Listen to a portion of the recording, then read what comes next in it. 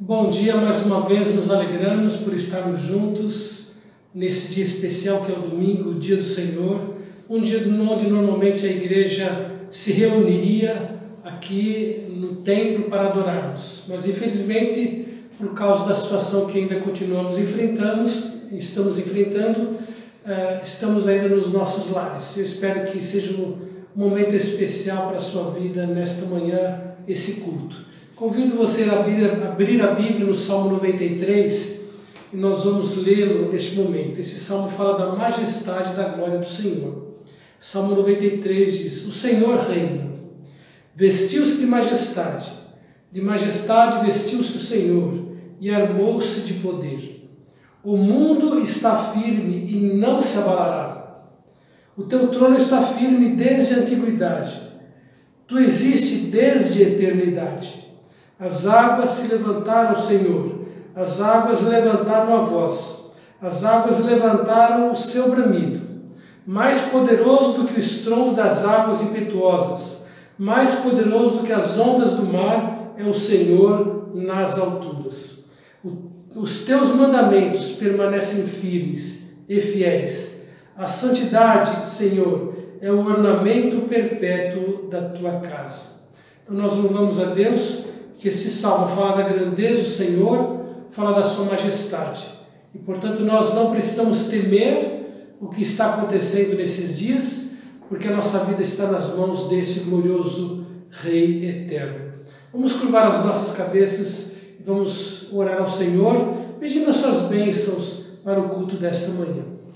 Querido Deus, mais uma vez, nos alegramos, porque a tua igreja pode estar reunida no nome de Jesus. O nosso objetivo nesta manhã é te exaltar, é te glorificar. Pedimos, Pai, que o Senhor use cada pessoa que está participando deste culto matutino com os números especiais e que a tua palavra também, Pai, possa nos ensinar, nos orientar, nos confortar e nos orientar nesta manhã. Que o Senhor seja glorificado e exaltado no culto desta manhã, Senhor. É a nossa oração no nome de Jesus. Glorioso Deus, dirigimos-nos a Ti nesse instante, para Te rogar as bênçãos necessárias para as nossas vidas, a saudade dos nossos queridos, que todos estamos agora confinados à distância, mas o coração nosso está junto aos irmãos. Seja conosco, ó Deus, concede-nos a Tua bênção para nossas vidas, para que nós possamos desfrutar e vencer todas as intempéries. Se conosco, ó Deus, que nós oramos confiadamente em Cristo, nosso Salvador. Amém.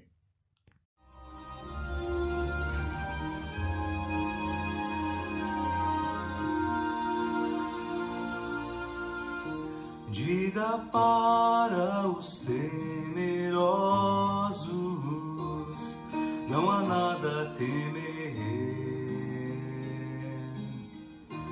Poderoso é o teu Senhor, quando clama teu nome,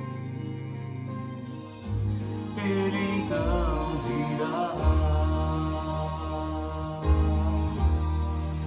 Ele vem pra te salvar, Ele vem para te salvar. Alcançado, o teu Senhor virá, Ele vem para te salvar, Ele vem para te salvar, Ele vem para te salvar. Contempla ao Senhor que te levantarás,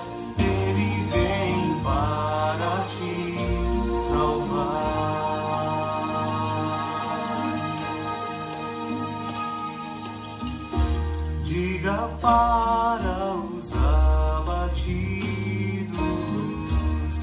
não percam a fé.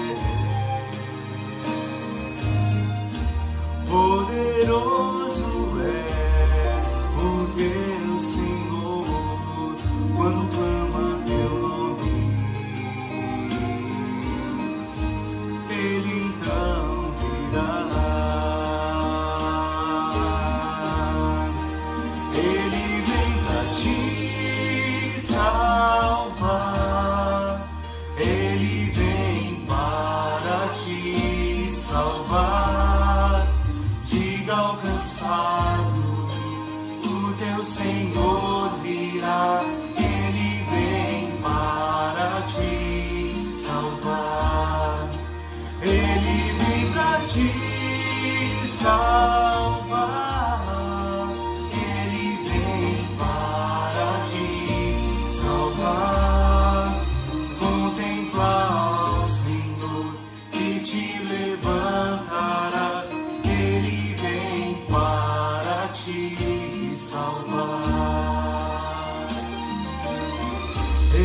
Meu refúgio em meio às lutas, escudo na tempestade, uma torre na tristeza, fortaleza em meio à batalha.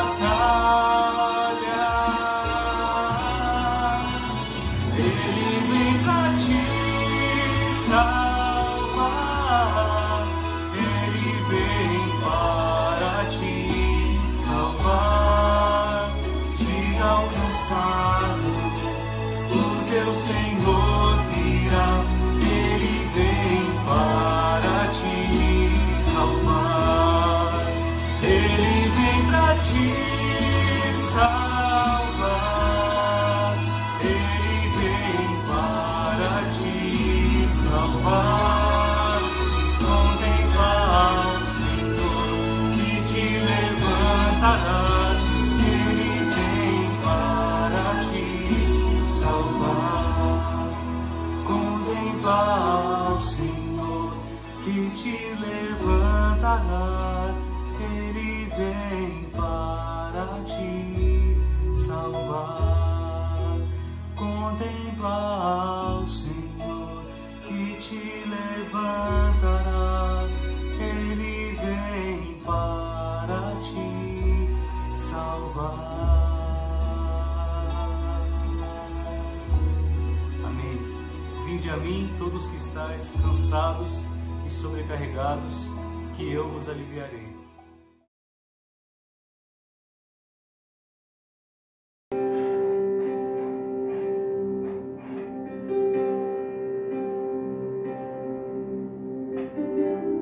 Digno é o Cordeiro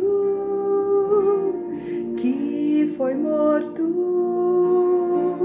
santo, santo Ele é. Um novo cântico ao que se assenta sobre o trono do céu.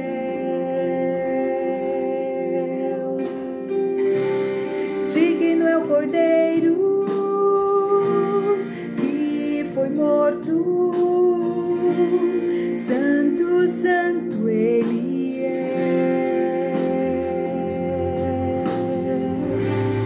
Um novo cântico ao que se assenta sobre o trono do céu.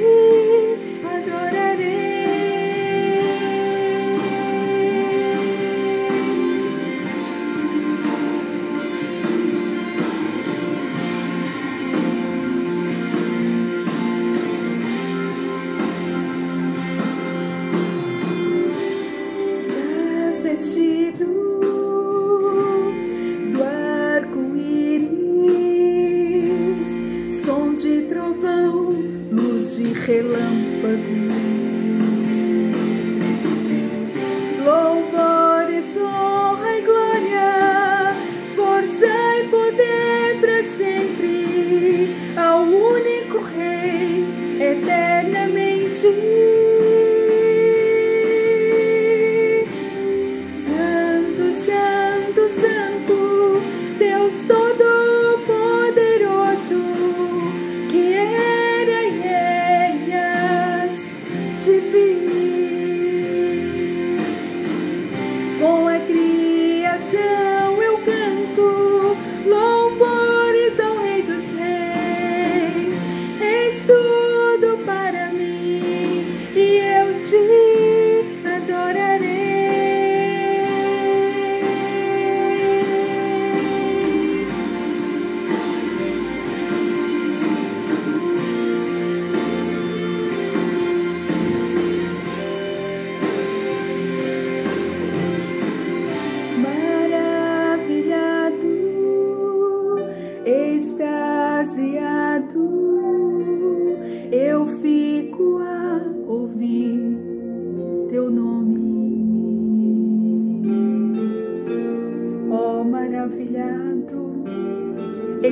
extasiado eu fico ao ouvir teu nome, Senhor, porque o Senhor é santo, glorioso, majestoso. Só o Senhor é digno de receber toda honra, toda glória e todo louvor. A Ti, Senhor, a Ti somente. Maravilhado, extasiado, eu fico a ouvir teu nome. Jesus, teu nome é força, é fôlego de vida, misteriosa água viva.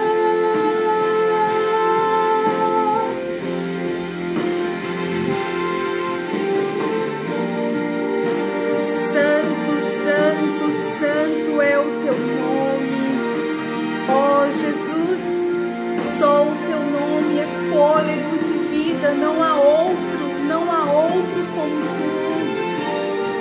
A Ti, Senhor, pertence o louvor, a honra, a glória, a majestade, o poder. A Ti, Senhor. Santo, santo, santo, Deus Todo-Poderoso, que era e hás de vir. Com a criação eu canto louvores ao Rei dos Reis. És tudo para mim e eu te adorarei. Santo, santo, santo, Deus Todo-Poderoso, que era e hás de vir.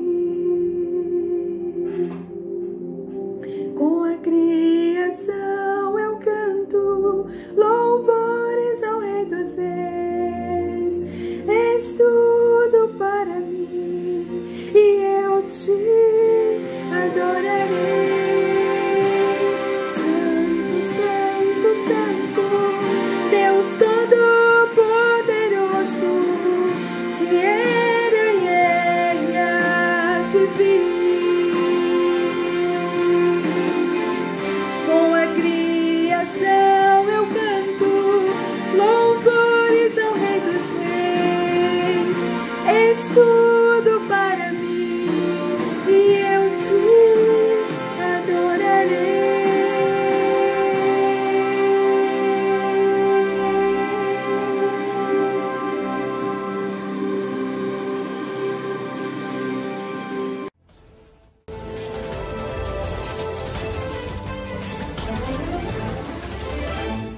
Bom dia! Bom dia! Estamos aqui para informar a vocês como estão a família de Rio Bonito. Nosso culto agora tem um novo formato e para isso pedimos que todas as famílias mandem os seus vídeos de como estão passando nessa quarentena. É verdade. É importante enviar sempre até quinta-feira para o pastor Roseiros, para que eles possam fazer as devidas edições. E hoje nós vamos até a casa do irmão Gilmarques e Terezinha para ver como andam as coisas. E tem novidade por lá. Fala aí, Gilmarques! Boa noite, irmãos, tudo bom? Boa noite, pastor Alfredo, irmão Osíris, todos os irmãos. Estamos aqui hoje para mostrar para vocês que estamos com muita saudade, estamos bem, graças a Deus. Deus tem suprido todas as nossas necessidades e cuidado bem da gente, tá? De nós. Tá aqui a minha família, parte dela, né? Terezinha, o João, Júlia Vitória, o marido dela, o Alex e o netão, pequeno Thales, tá bom? Estamos com muita saudade de vocês, de todos, a igreja, de nos reunirmos aí aos domingos, sentindo muita falta de vocês, tá bom? De todos. E como eu disse, estamos bem, graças a Deus. Eu trabalhando normalmente, mas me cuidando no máximo, tá? E a galerinha aqui confinada dentro de casa, não tem jeito, né? Então tem que ficar confinado mesmo, tá bom? Saudade de todos. Terezinha vai dar uma palavrinha. Agradeço as orações dos irmãos. Agradeço por tudo, porque eu sei que mesmo à distância todo mundo ora por todo mundo. Continue em oração por nós, pela nossa família, pelo Gilmarcos que sai todos os dias para trabalhar. E precisamos muito das orações de vocês. Um grande beijo para todos. À distância. Minha mãe já está em casa, está morando já na casa nova. Agradeço aos irmãos pelas orações, que a gente tem tido resposta de oração na casa nova dela, né, que a gente construiu lá na minha casa. Já está concluída, graças a Deus. Então ela já está com a gente já, tá bom? Abraço, beijo para todos e muitas saudades. Continue orando pela gente e pelo nosso país. Tchau. Queremos lembrar que nossa campanha de arrecadação de alimentos continua. Só que agora queremos mandar algo para as crianças. Oi, gente, como vocês sabem, a Claudinha ela tem um projeto com as crianças que moram próximo dela. São 30 crianças. E recentemente nós doamos cestas básicas para essas famílias. Só que nas cestas acabam não vindo itens como bolacha e doces, é algo que as crianças acabam sentindo falta, principalmente agora que o projeto da Claudinha tá parado. E a ideia é a gente presentear essas crianças com doces e balas.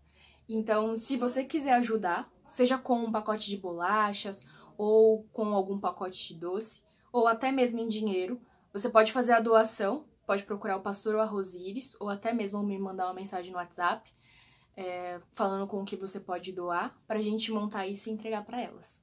Deus abençoe vocês. Agora fique atento aos nossos avisos. Dia 30 de maio, a partir das 10 horas da manhã, transmissão ao vivo de encontro anual das Sabres, no canal do YouTube da Igreja do Rio Pequeno. Não deixe de enviar as suas ofertas missionárias da campanha do avião. Você pode fazer o depósito na conta bancária da igreja, mas não se esqueça de avisar a irmã Luzileide. Agora nós temos alguns pedidos de oração. Irmãos e enfermas. Nossa querida irmã Valéria, até onde temos recebido notícias, ela segue internada com Covid-19. Nossos irmãos da Igreja Batista Nova Canção, Silvana e família. Vizinhos do Lincoln e um adolescente que segue internado. Idaline e Godoy, na saúde. Vinícius e esposa Luana para livrar da contaminação e irmão Gilmarques no serviço. Convivência dentro dos lares e salvação. Wanda e família. Dora com a convivência com sua mãe Dona Páscoa. Josias que pede salvação pela sogra Ana e Dorivaldo salvação. Empregos. A irmã Regina pede oração, pois foi dispensada do serviço. Bem, como nosso irmão Flávio e irmão Hiroshi. Oremos também pelo povo de Deus e pelas autoridades e a nossa nação. Bom, diante dessas coisas difíceis que todo mundo está passando, temos nossos agradecimentos. A irmã Ivanir foi curada desse novo vírus, o que trouxe um grande alívio para a família e uma grande alegria para a nossa igreja. Também temos a recuperação do Lincoln. Vamos agradecer a Deus. Falei essas coisas para que em mim vocês tenham paz. No mundo terem aflições, mas tem de bom ânimo. Eu venci o mundo. João 16:33. Tenha um bom dia. Que a graça do Senhor os abençoe.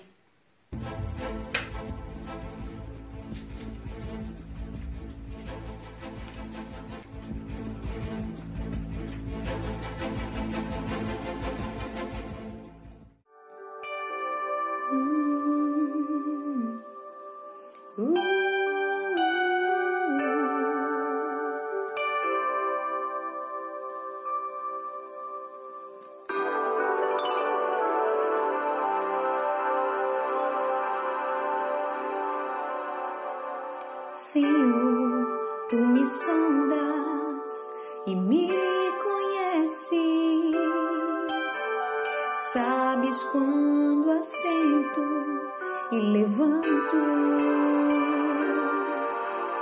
esquadrinhas meu andar e o meu deitar, conheces todos os meus caminhos.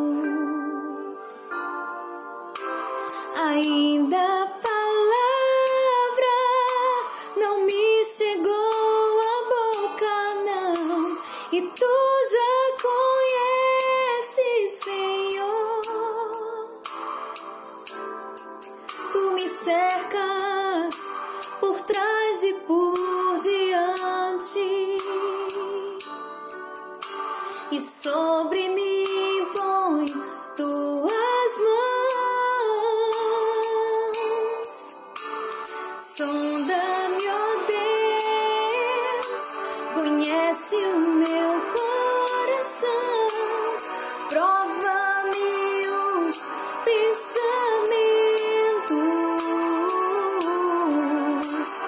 vê se há em mim algum caminho mau e guia-me pelo caminho eterno.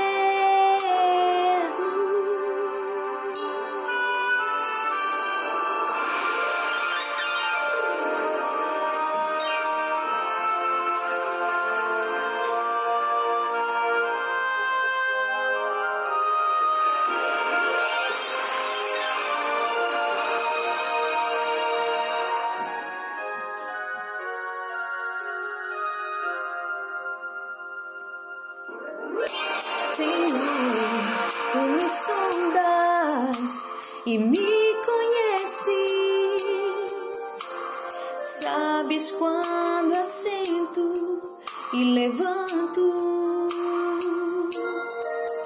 esquadrinhas meu andar e o meu deitar, conheces todos os meus caminhos.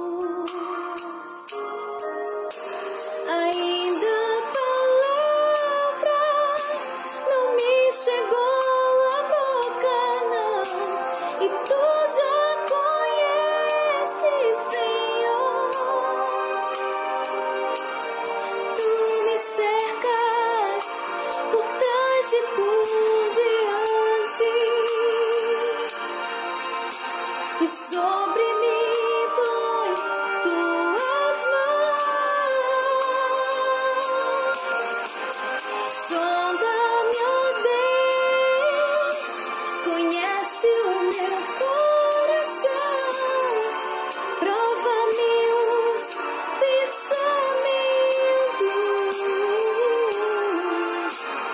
vê se há em mim algum caminho mau e guia-me pelo caminho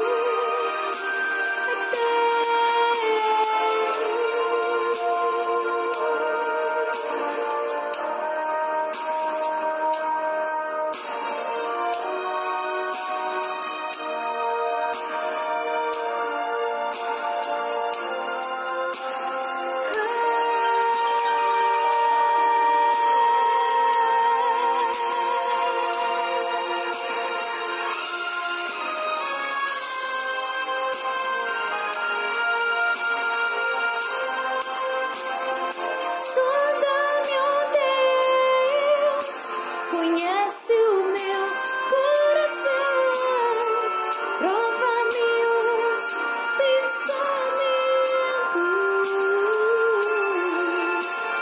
vê se há em mim algum caminho mau e guia-me pelo caminho eterno.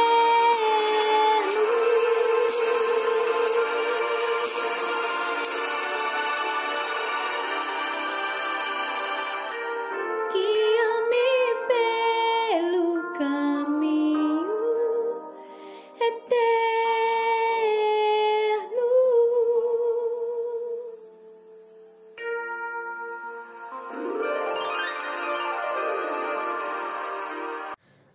Bom dia, irmãos. Como é bom podermos semanalmente estarmos juntos para adorar a Deus, para cultuá-lo em espírito e em verdade. Desejo que esse dia seja um dia muito especial para cada um de vocês. Foi muito gostoso estarmos juntos na quarta-feira, na reunião de oração. E se você não pôde acessar o link Zoom, planeje na próxima quarta-feira estarmos juntos. Eu tenho colocado no grupo da igreja o link para nós podermos acessar, para todos poderem acessar. Hoje nós vamos continuar, conforme nós combinamos, a estudar o livro de Hebreus. Na semana passada, tanto no culto matutino quanto à noite, nós abordamos o texto de Hebreus capítulo 6, versículos de 1 a 3. E nós continuaremos ainda a abordar mais 3 doutrinas que foi considerada pelo autor de Hebreus como uma doutrina base, doutrinas bases da fé cristã. Então, Hebreus capítulo 6, versículos de 1 a 3. Por isso, pondo de parte os princípios elementares da doutrina de Cristo, deixemos-nos levar para o que é perfeito, não lançando de novo a base do arrependimento de obras mortas e da fé em Deus, o ensino de batismos e da imposição de mãos, da ressurreição dos mortos e do juízo eterno. Isso faremos se Deus permitir. Então, nos versículos anteriores, no final do capítulo 5, o autor de Hebreus diz que ele não podia estar falando com eles como adultos, porque eles não estavam conseguindo ingerir alimento sólido, mas que eles estavam ainda necessitados de leite, porque eles estavam demonstrando inexperiência na vida cristã. Eles não haviam atingido ainda a maturidade espiritual que era tão esperada dos cristãos, dos crentes, e que é esperada até hoje também. Então, os crentes hebreus precisavam trabalhar para atingir a maturidade. É interessante que o autor de Hebreus diz assim: deixando os princípios elementares da doutrina de Cristo. E ele relaciona aqui 6 doutrinas que são consideradas a base, são consideradas elementares.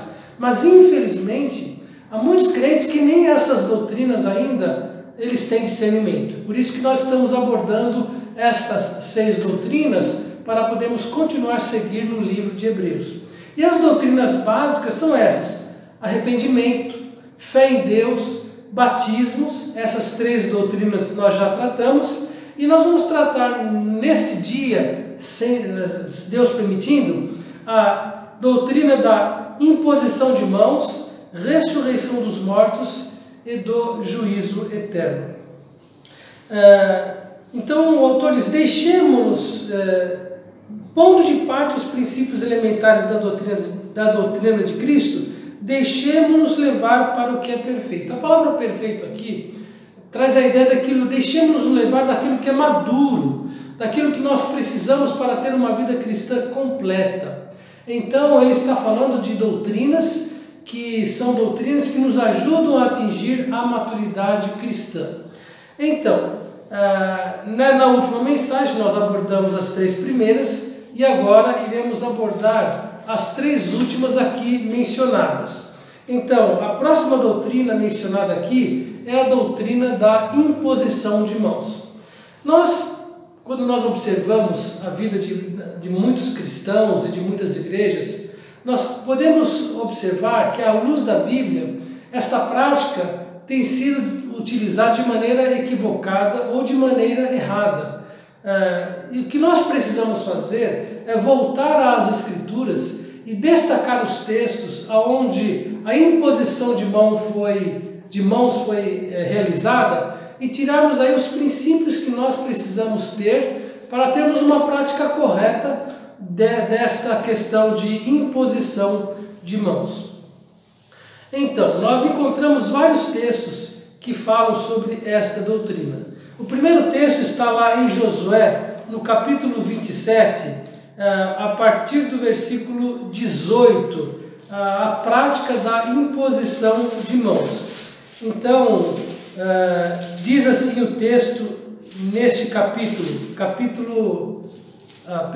eu falei Josué, Números, capítulo 27, versículo 18, onde nós encontramos Moisés impondo as mãos sobre o seu sucessor Josué, que iria dar continuidade na liderança do povo de Israel para a conquista da terra prometida.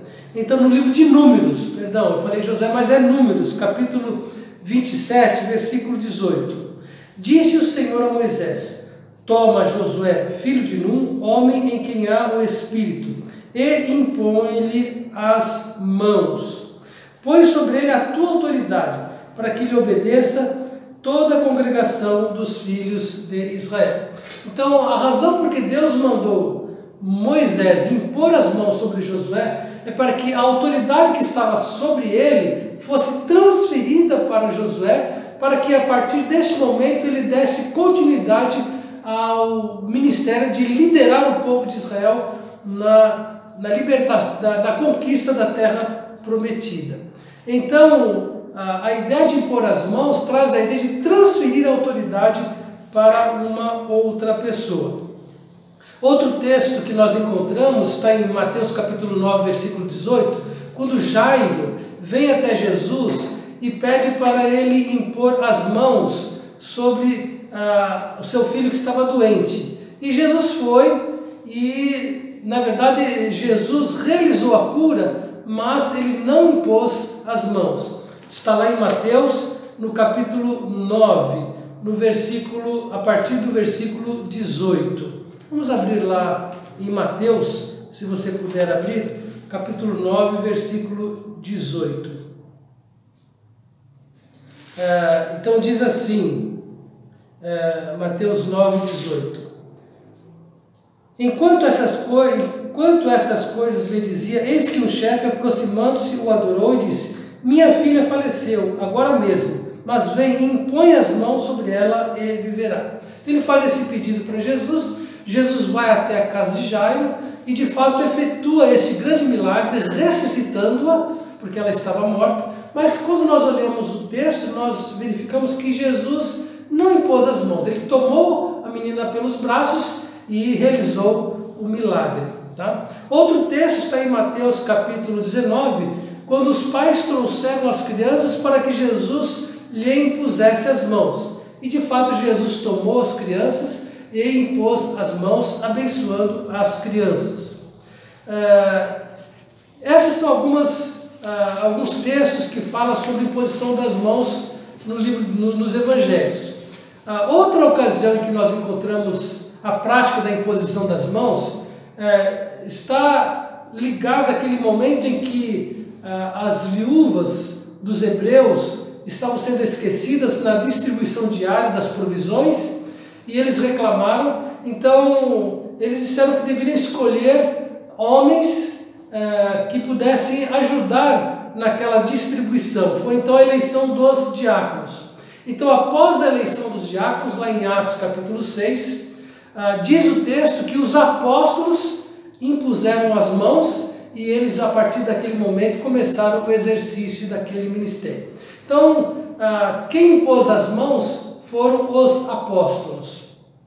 Outra situação que nós encontramos sobre a imposição de mãos está quando Saulo teve aquela visão do Senhor Jesus no caminho de Damasco.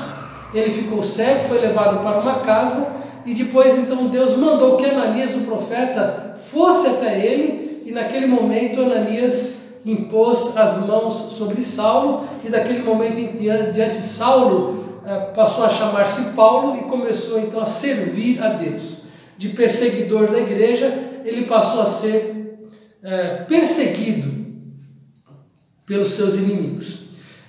Então aí Ananias, o profeta, impôs as mãos sobre Paulo. E também a outra situação que nós encontramos sobre imposição de mãos está lá em 1 Timóteo, no capítulo 4, no versículo 14.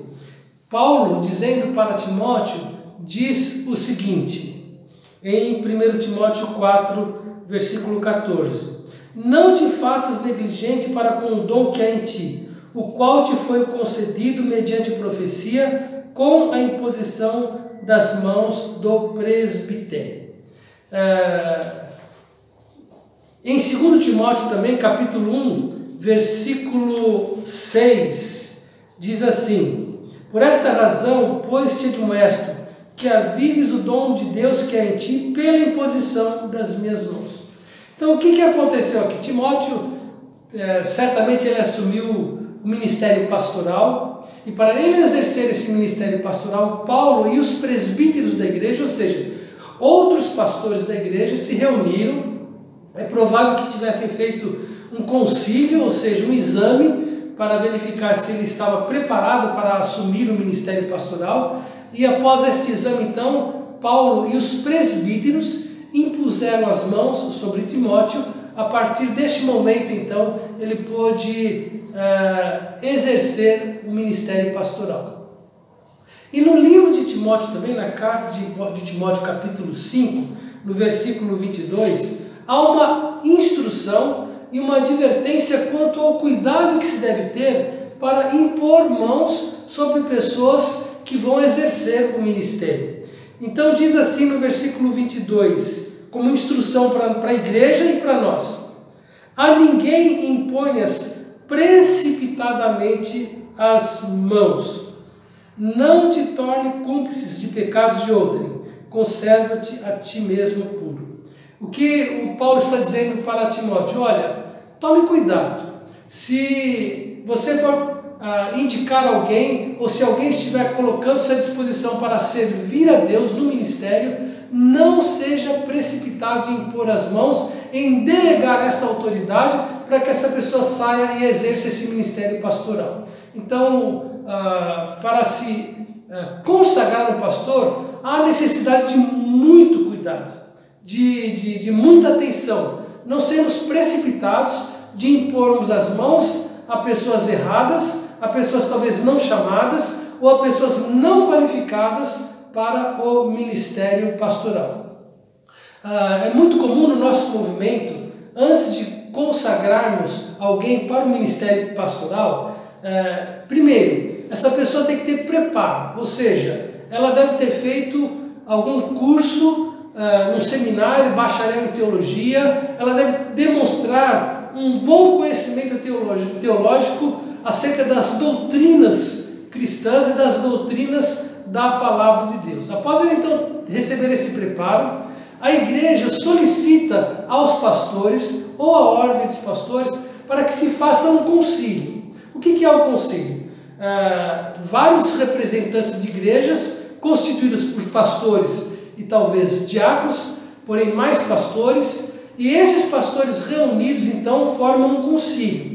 E esses pastores examinam o candidato quanto às doutrinas, quanto à sua vida pessoal, quanto à sua vida no seu lar, como marido, como pai. É feito um exame detalhado na vida dessa pessoa. E se o concílio então julgar por bem, após examinar o candidato e entender que ele está preparado para exercer o ministério, aí então faça um culto especial, onde este candidato, após ser aprovado pelo concílio, ele recebe a ordenação pastoral, ou seja, a autoridade que foi delegada dos outros pastores para que ele exerça o seu ministério.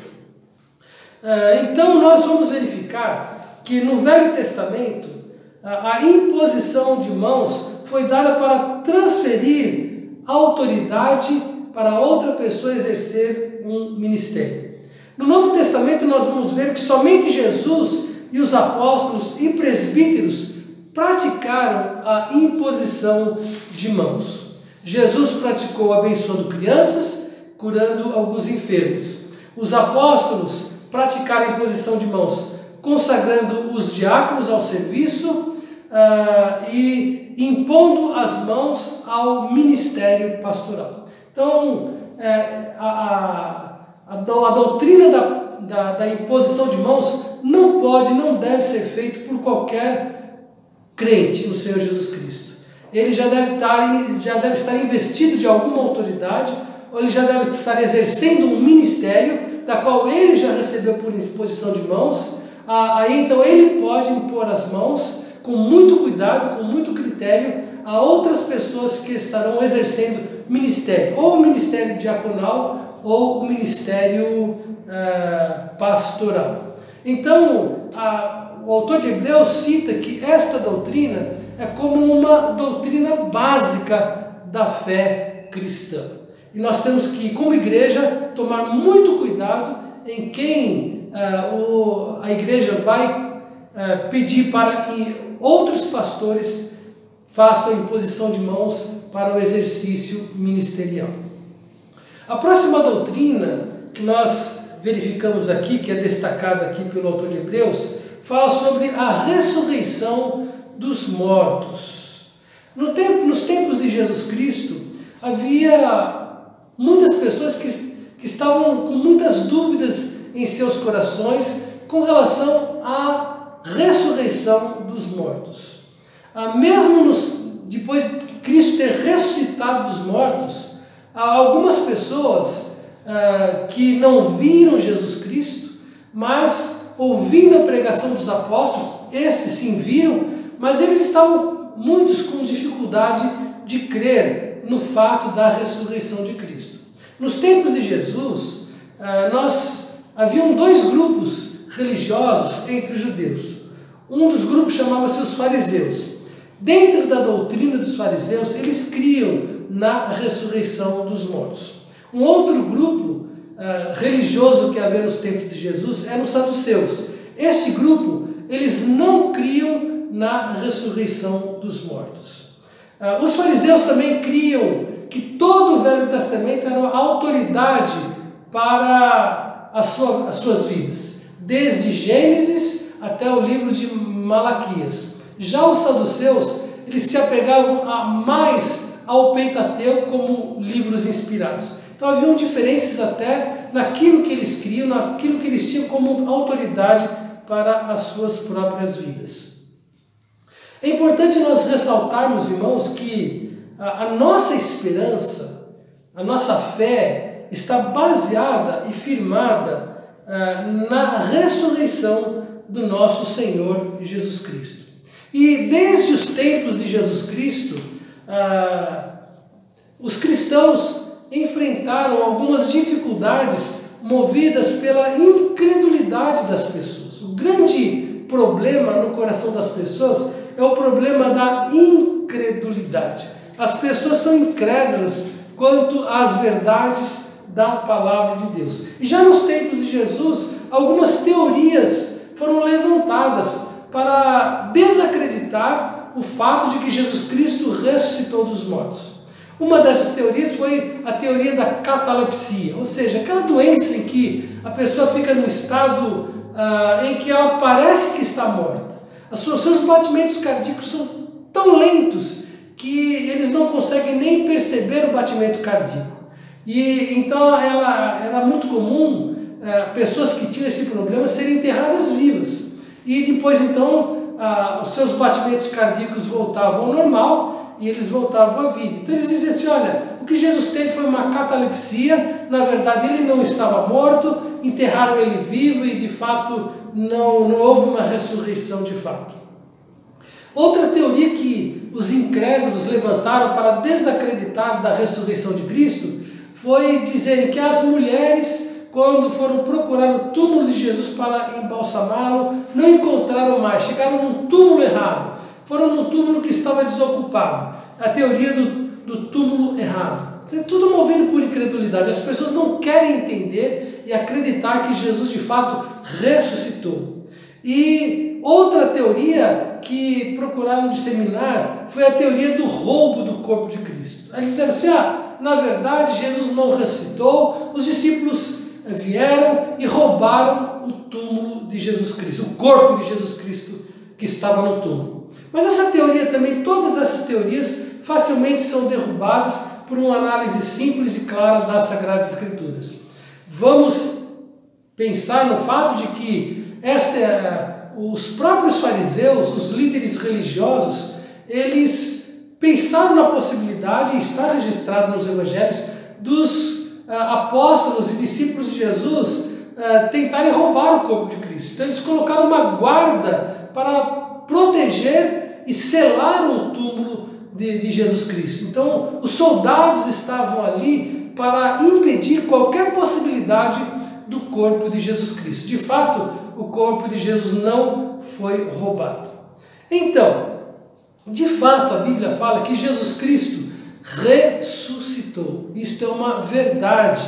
E os cristãos hebreus, talvez, alguns estavam com dificuldade de aceitar essa doutrina também. E aí o autor de Hebreus fala que para eles era uma verdade tão básica o entendimento de que Jesus Cristo ressuscitou dos mortos, que ele coloca essa doutrina da ressurreição como uma doutrina elementar da fé cristã.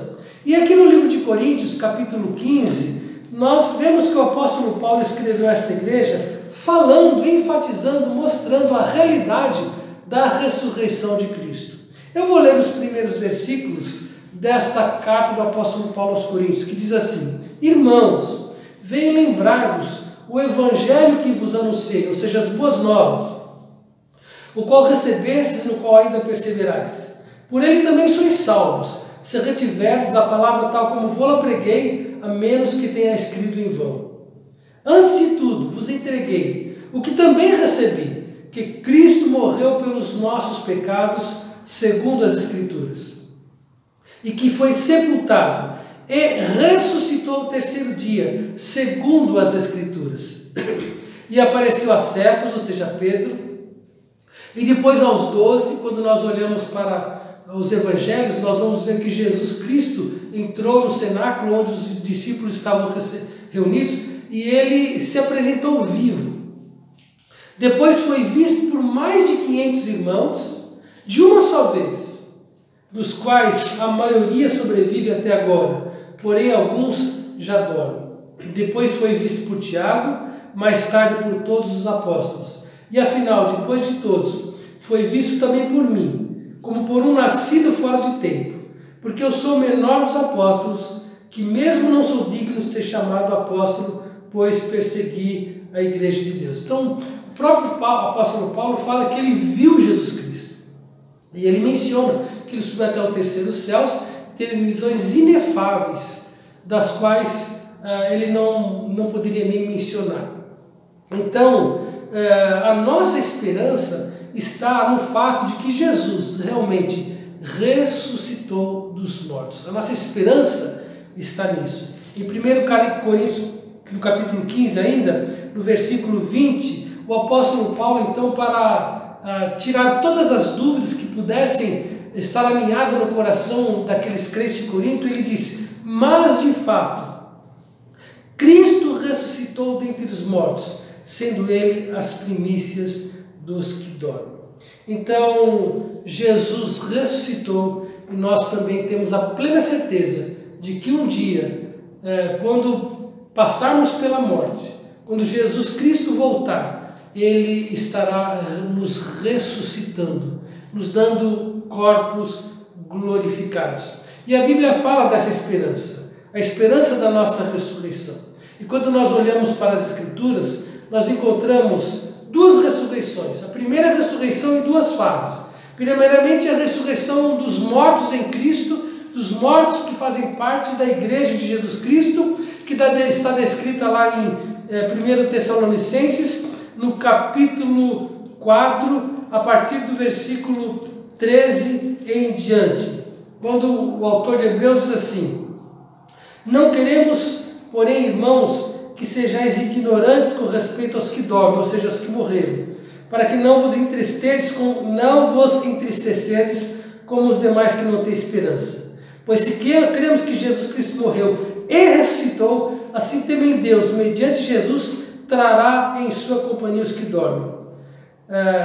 Versículo 16: porquanto o Senhor mesmo, dada a sua palavra de ordem, e ouvida a voz do arcanjo, e ressoada a trombeta de Deus, descerá dos céus, e os mortos em Cristo ressuscitarão primeiro.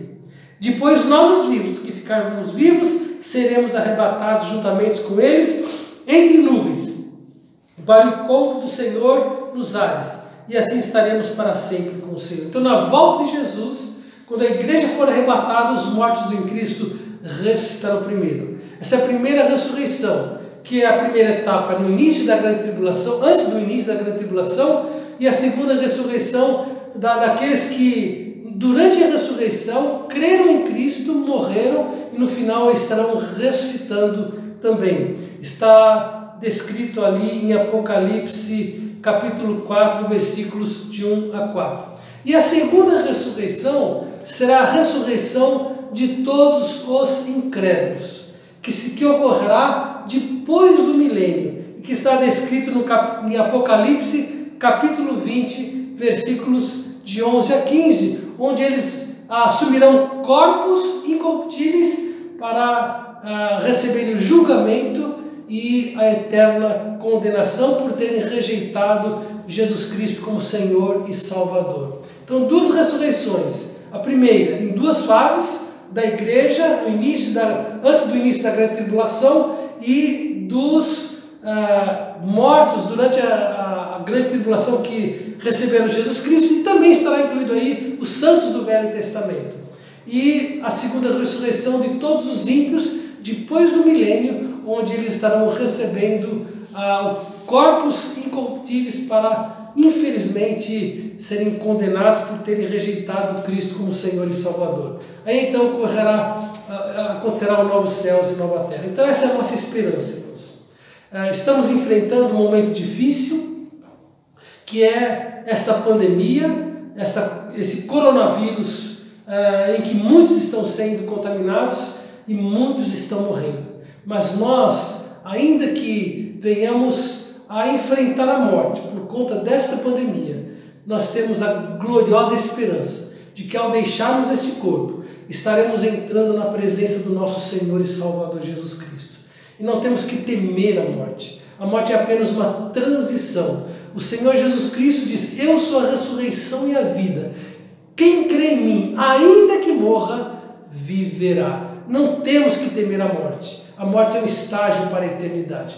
E a Bíblia fala que quando Jesus voltar, nós receberemos também os nossos corpos em glória para vivermos para sempre com o Senhor. Esta é a nossa esperança. Esta é uma doutrina que nós devemos guardar em nosso coração. E ela deve fortalecer-nos em nossa fé, na nossa caminhada cristã. Que Deus nos abençoe, irmãos. Que nós tenhamos plena compreensão e fé na gloriosa ressurreição do Senhor Jesus Cristo e da nossa ressurreição quando Ele voltar para nos buscar. Oremos ao Senhor. Obrigado a Deus pela Tua palavra. Obrigado, Senhor Deus, porque nós podemos descansar nessa esperança da gloriosa ressurreição em Cristo. Obrigado por essas doutrinas básicas e que essas doutrinas sejam bem conhecidas por todos nós e que ela nos firme na nossa caminhada e na nossa carreira cristã. É a nossa oração no nome do nosso Senhor e Salvador Jesus Cristo. Amém. Louvado seja Deus. Uma boa tarde, um bom tempo com a sua família e à noite nos encontraremos para nós abordarmos a última doutrina que é considerada como doutrina elementar da fé cristã. Boa tarde.